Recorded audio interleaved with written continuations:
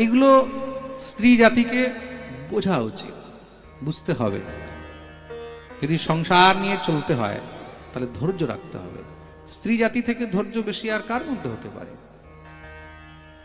স্ত্রীর এক নাম হলো ধাত্রী, এক নাম কি?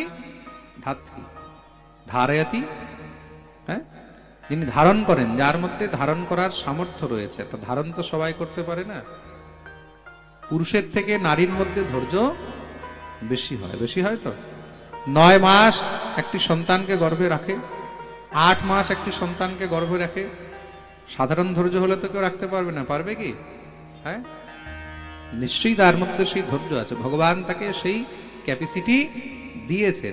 স্ত্রী যদি ধৈর্য হারায় তাহলে কি হয়? সেই ঘর অনেক তাড়াতাড়ি নষ্ট হয়ে যায়। যেই গৃহের মধ্যে স্ত্রী ধৈর্যবান হয় সেই গৃহে কখনো কোনো সমস্যা হয় না। প্রেম সে বলো।